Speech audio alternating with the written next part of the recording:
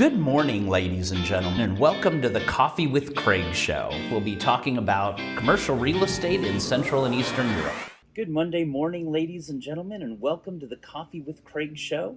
We hope that you all had a great weekend, and hopefully if some of you are watching the Olympics, you're enjoying that as well. Some great performances there.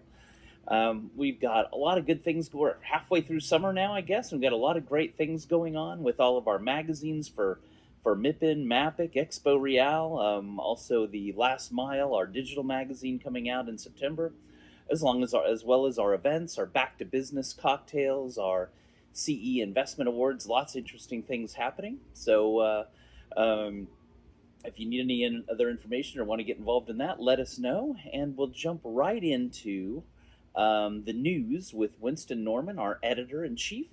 So we'll come back right away in 20 seconds, and you'll have Winston and the exciting news of the day. Ladies and gentlemen, we are now preparing for the CEE region's flagship event for investors and developers, the Europa Property Investment Awards, which will be live and online October 20th and 21st. With a total of over 400 international and regional attendees, this event is not to be missed. Good morning and welcome to the Coffee with Craig show, and here are the highlights from the EuropaProperty.com website on Monday morning. We'll start with a report from Avison Young where they say total investment for the first half of 2021 in Poland reached around 2 billion euros. Despite lower volume in comparison to previous years, the number of transactions amounted to around 62, which repeated the best result in the Polish market from the previous year, proving high liquidity of the market. The combination of lower volume and the high number of transactions is a result of the investor interest in safe, lower volume properties, especially industrial and convenience retail. There was around 900 million euros transacted in the industrial sector in the first half of the year. Avison Young have observed that primary hubs, with almost 80% of the investment volume, indicates that investors crave prime locations.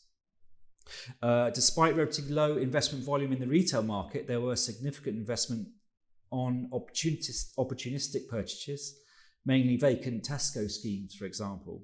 However, it is the convenient retail that took the majority of transactions in the second quarter.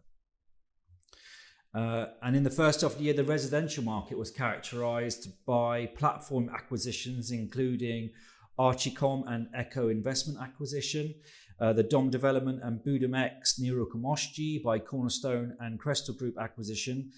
This indicates further development of the private rental sector.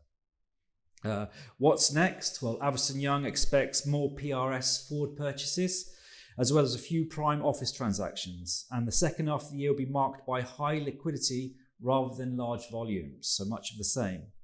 The result from the previous year can be repeated, especially when it comes to the number of transactions, the report concludes. Moving on, and the EBRD has agreed to sell its entire stake in Global Worth Real Estate to CPI Property Group and Aroundtown. The EBRD became a shareholder in Global Worth in November 2017, to facilitate the company's further growth. As a shareholder, EBRD supported the introduction of global reporting initiatives and the expansion of the green certification of the company's portfolio. Coming back to Poland and in the Warsaw office market, Pink has published figures on the market for Q2 2021. The data is sourced from advisory companies including BNP Paribas, CBRE, Colliers, Cresa, Cushman & Wakefield, JLL, Knight Frank, and Savills, and includes information on modern office stock, new completions, take-up volumes, and vacancy rates. And at the end of Q2 2021, the total modern office stock in Warsaw was around 6,100,000 square meters. In Q2 2021, approximately 60,000 square meters of modern office space was delivered to the capital city. The majority was in the Warsaw unit, which offers as much as 57,000 square meters.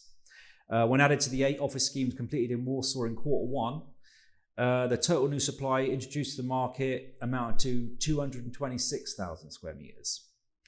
At the end of Q1 2021, the vacancy rate in Warsaw reached around 12.5%, up 1.1% compared to the previous quarter, and increased by 4.6% in relation to the comparable period in 2020. Available office space is around 760,000 square meters.